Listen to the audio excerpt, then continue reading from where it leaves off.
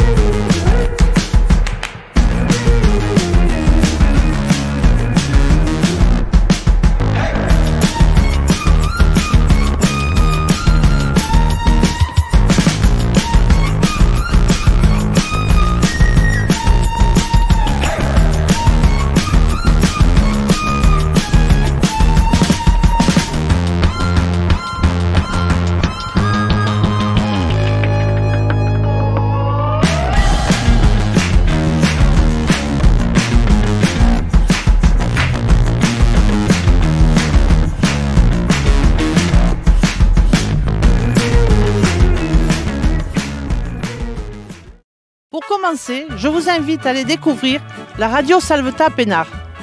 Comment? Vous ne connaissez pas? Regardez. Et bien voilà, Jacqueline, nous voilà évidemment à la radio et je vais vous présenter l'animateur fétiche de cette radio, à la personne de Marco. Marco, présente-nous le lieu où nous sommes. Ah ben, nous sommes en haut du village de la Salvetat, on ne peut pas aller plus haut. Hein.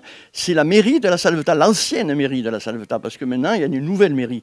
Et quand la mairie est partie vers en bas, eh bien, la mairie m'a prêté, parce que je suis quand même, on ne m'a pas donné, hein, on m'a prêté ce lieu, qui est génial d'ailleurs, parce qu'il y a quand même 5 pièces, hein, 5 pièces, et c'est très grand, c'est très grand. Et là où je suis en ce moment, c'était le secrétariat de la mairie. Très bien.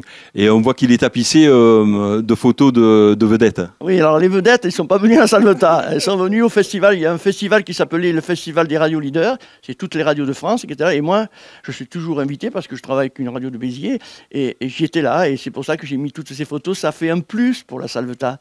Ça fait un plus, parce que les vedettes à la Salvetat, il n'y a que Ricoun qui est passé, et puis les autres, il n'y en a pas beaucoup, hein, ils sont d'ici. Mais c'est vrai que ça fait un plus. Et avec ma femme, mon épouse et mon fils, on a peint, et on s'est même trompé dans la peinture, et ça fait ce truc que ça fait, et ça fait génial, c'est bien. On a essayé d'égayer, parce que l'hiver, c'est pas évident quand il fait froid dehors. Hein. Voilà. Et bon, on essaye de faire le mieux possible. Une salle emblématique, c'est vrai. Alors on donne rendez-vous à tout le monde, à tous nos amis, et on va rappeler la fréquence alors quand même. La fréquence c'est 102.5 à la Salvetat et 106.6 bien sûr à Cambon. Et puis, bien entendu, si vous êtes à Montpellier par exemple ou loin, vous passez sur le .com, Radio Salvetat, vous mettez le .com, et automatiquement ça se met sur la radio. Et vous allez sur Internet et vous pouvez écouter la radio 24 heures sur 24 car elle ne s'arrête jamais. Bonjour Marco, merci de nous recevoir. Qui a eu l'idée de cette émission, qui est géniale d'ailleurs? C'est Alain. Allez, j'en revendique la paternité. Bon, qu'est-ce qui va se passer dans cette émission? Parce que les gens ne savent pas, c'est la première. Alors aujourd'hui, on se présente. Bien sûr. Que va-t-il se passer pendant 1 heure? C'est ça? C'est ça. Alors, eh bien voilà, l'idée c'est, avec l'équipe hein, évidemment, c'est de recevoir un invité, ou voire deux, et de pouvoir discuter de leur passion, de leur savoir-faire, et évidemment, de chaque fois, de mettre en avant ce qui se fait de bien à la Salvetat. Ça, c'est le moteur de l'émission. Alors, dans les grandes idées, on fait une rétrospective sur ce qui s'est passé le mois d'avant, un peu d'idées aussi, et le programme, l'annonce des programmes à venir. Et ensuite, eh bien, nous pouvons discuter de plusieurs sujets suivant voilà, les invités du mois. Alors, cette émission a 3 mois de vie, alors elle est toute neuve évidemment, et on a quand même quelques idées d'amélioration avec les uns et les autres. On a eu déjà des invités. Oui. Bon, le but c'est aussi d'annoncer tout ce qui peut se passer sur la Salvetat et ses environs. Et voilà, promouvoir le terroir. C'est ça. Autre particularité à la Salvetat, les abeilles. Nous allons découvrir tout cela avec notre apiculteur de la Salvetat.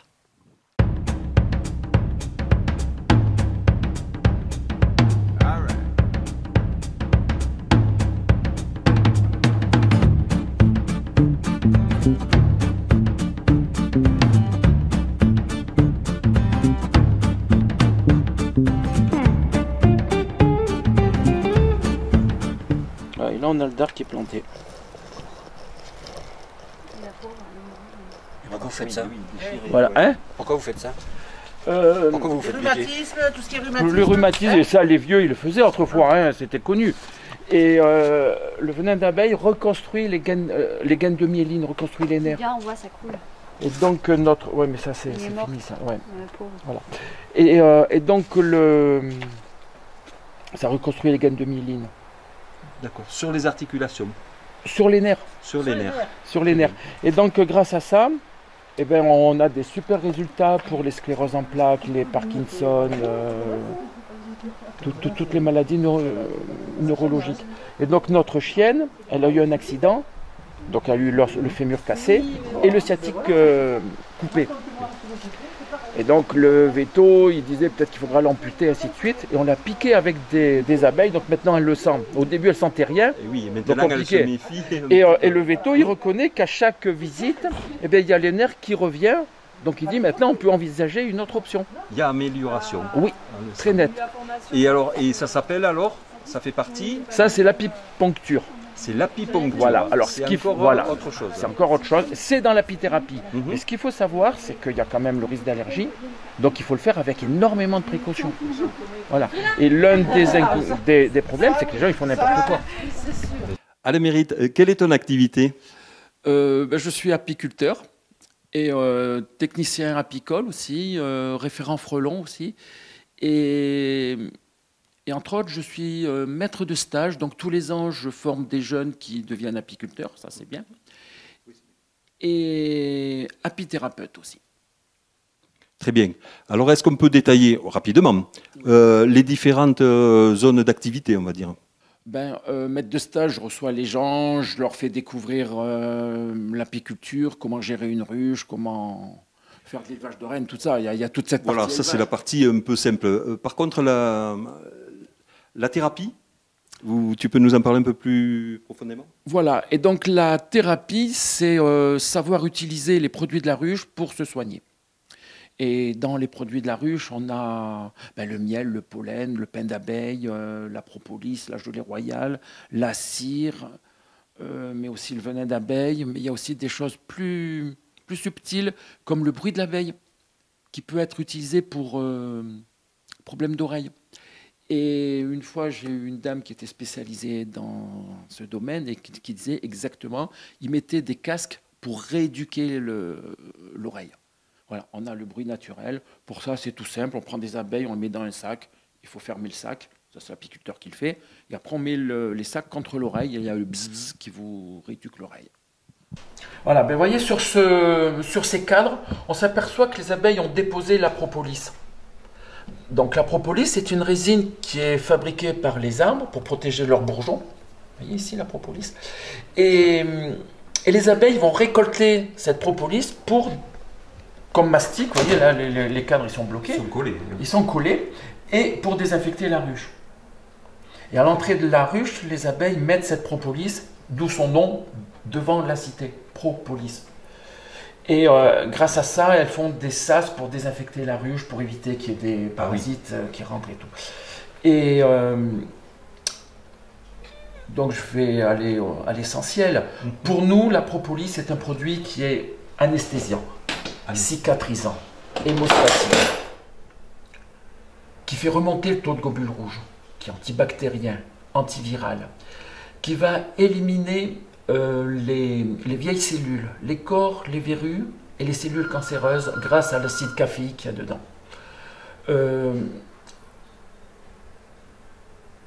C'est aussi un probiotique, c'est-à-dire que quand on le prend, ça va nettoyer la flore intestinale en enlevant les mauvaises bactéries et en renforçant les nouvelles.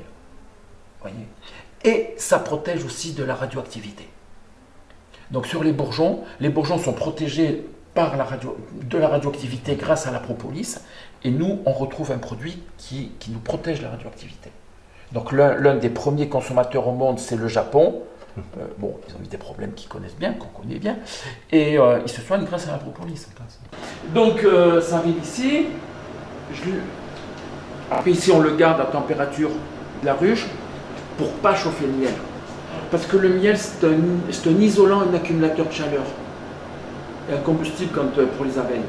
Donc si on a une ruche, si on a du miel qui refroidit, on va autant l'abîmer que si on le chauffait, les écarts de température. Donc il faut le garder à température constante comme ça. D'accord. Et après j'ai un déshumidificateur pour travailler en air sec. Sinon le miel, c'est un produit lyophilisé, c'est très concentré le miel. Et donc si le miel repompe l'humidité, Il se se dilue. Oui, il y a ce diluant, il devient moins goûteux. Oui, puisqu'il y a Voilà. un apport d'eau. Tenez, là on a le miel de goûter.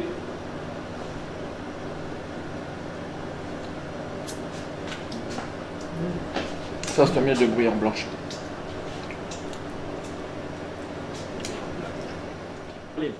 Et pourquoi c'est important de garder la qualité de ce miel? C'est parce que lorsque les abeilles ont fabriqué le miel, à partir du nectar, elles ont incorporé des diastases.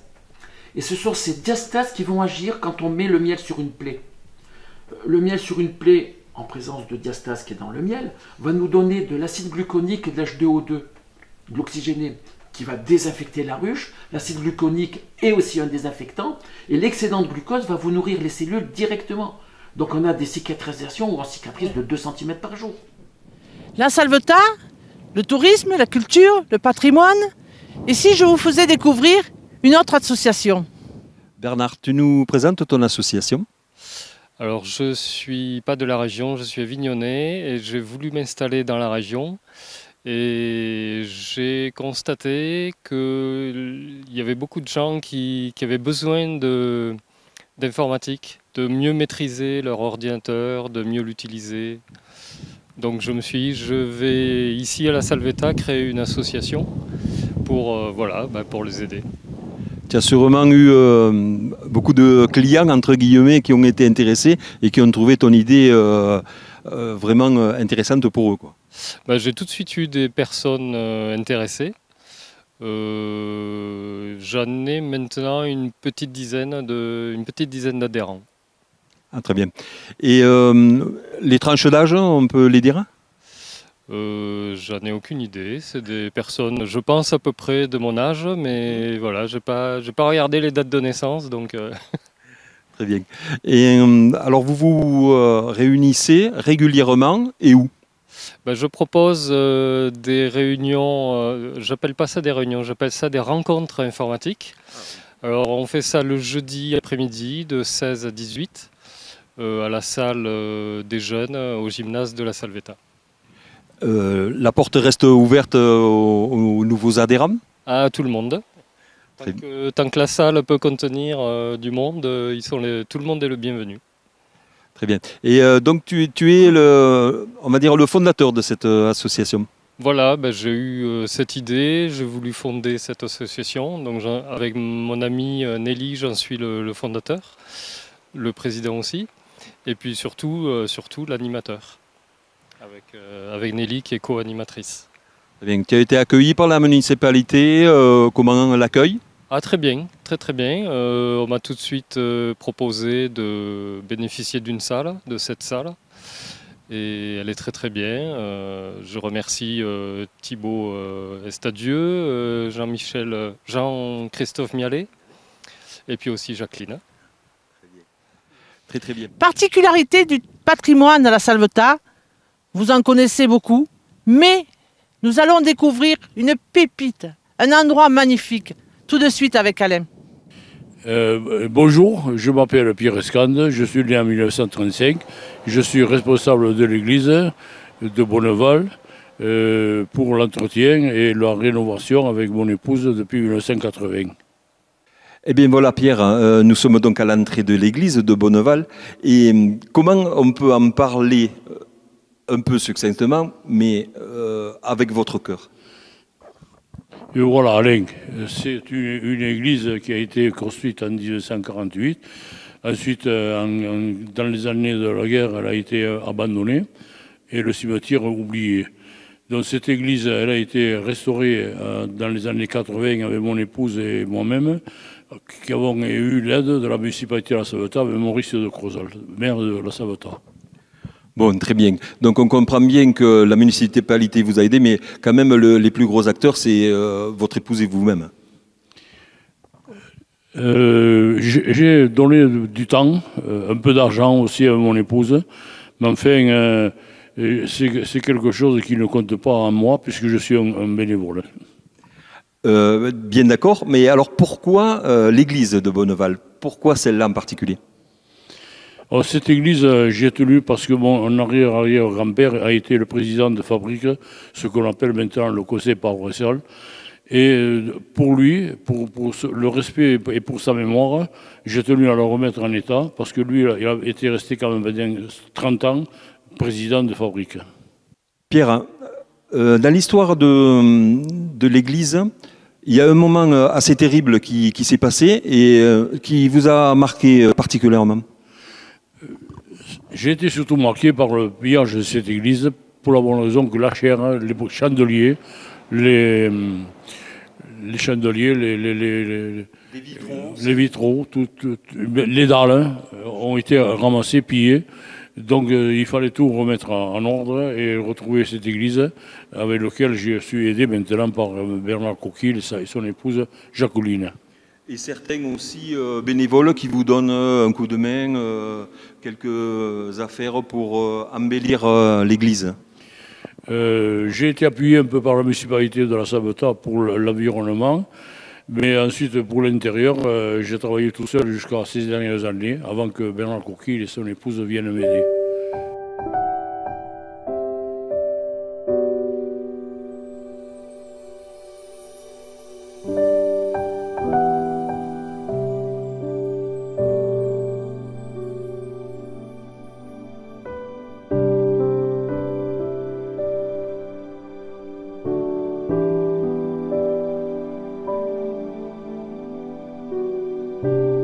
Je vous propose de venir visiter donc cette église.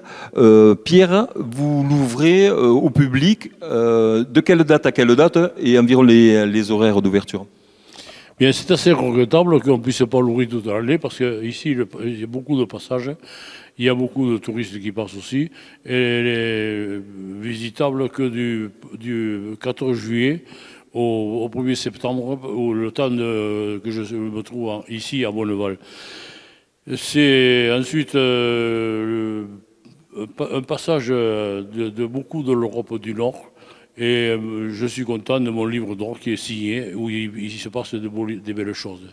Effectivement, on va aller se diriger vers ce livre d'or qui est rempli de mots les plus agréables les uns que les autres, de visiteurs qui, évidemment, donnent des petits mots sur... Alors, bien sûr, ce qui fait plaisir, c'est qu'on retrouve souvent des textes, des commentaires qui parlent de mon épouse et qui me parlent aussi de moi-même, auxquels j'ai participé vraiment à la... Ne quittez pas votre écran. Nous avons, Pierre et moi, quelque chose encore à vous montrer. Nous y allons, Pierre? On y va. Allez.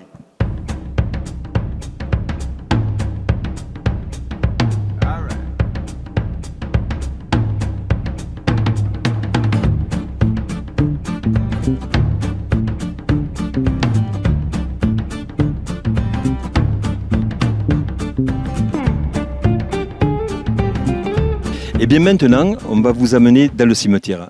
Et ce cimetière, on n'a pas l'habitude de visiter des cimetières, mais quand même, ce cimetière a une particularité vraiment importante. Pierre, vous voulez nous parler de cette particularité?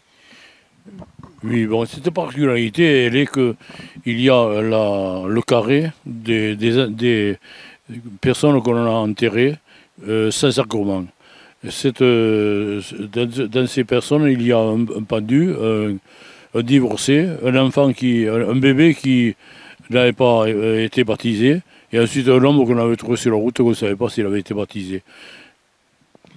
Et cette terre, elle a quelque chose quand même de particulier aussi. Parlez-nous-en. Alors, automatiquement, les personnes qui sont venues dans cette terre non médite ne sont pas passées sous le Christ et sont pas rentrées par la porte, ont été descendues par le mur qui se trouve en face du cimetière. Ensuite, dans le cimetière, il y a aussi le premier curé qui a été enterré. Et ensuite, une personne de la seigneurie de la Salvetat, Charlotte de Saint-Palais, qui est au milieu du cimetière.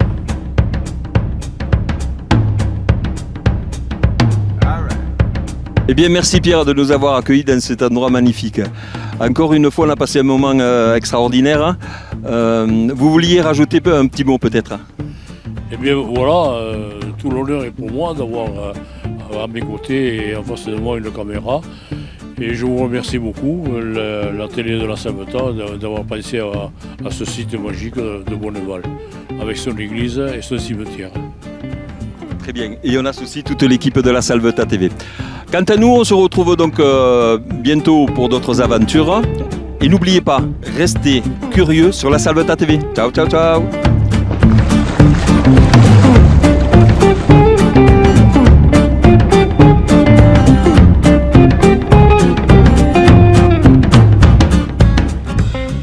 Et bien voilà, c'est terminé pour ce mois-ci. Pour nous retrouver, c'est très simple, lasalvetatv.fr. J'ai oublié de vous dire, retrouvez-nous sur le Facebook La Salvetat TV. Et n'oubliez pas, restez curieux sur la Salvetat TV. À très vite!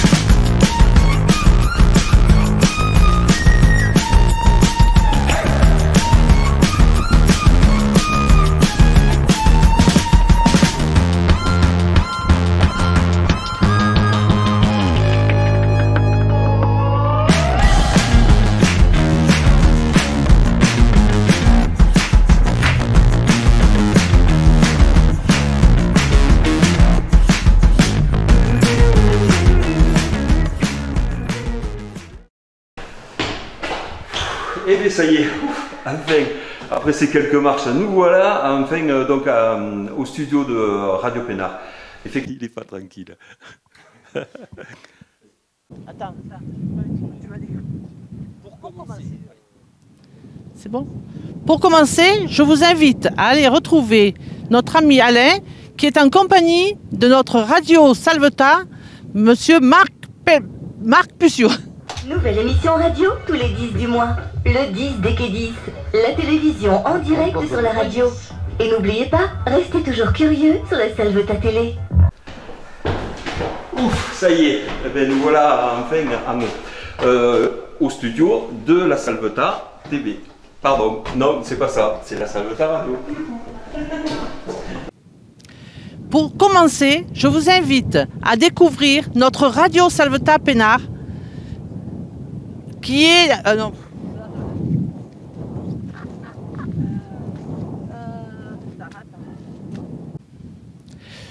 Pour commencer... Alors. Bernard, tu nous présentes ton association? Alors, je suis pas de la région. Le patrimoine, à la Salvetat, il y en a. Mais peut-être vous ne connaissez pas tout. On va découvrir avec Alain à Bonneval. Eh bien voilà. Voilà, Jacqueline, nous voilà effectivement dans les studios de radio. Tu fais 25 heures. Ah oui. Particularité de la Salvetat, le patrimoine salvetois.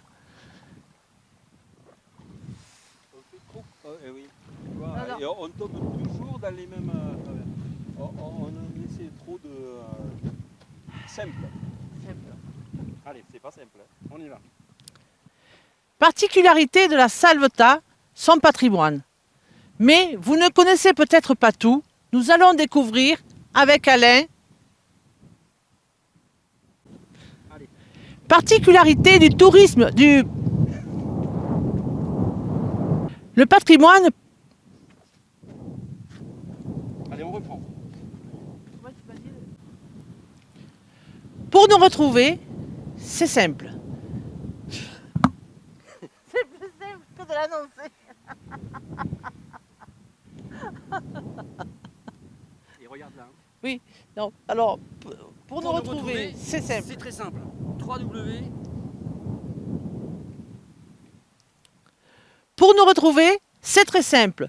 www.lasalveta-tv.fr. À bientôt.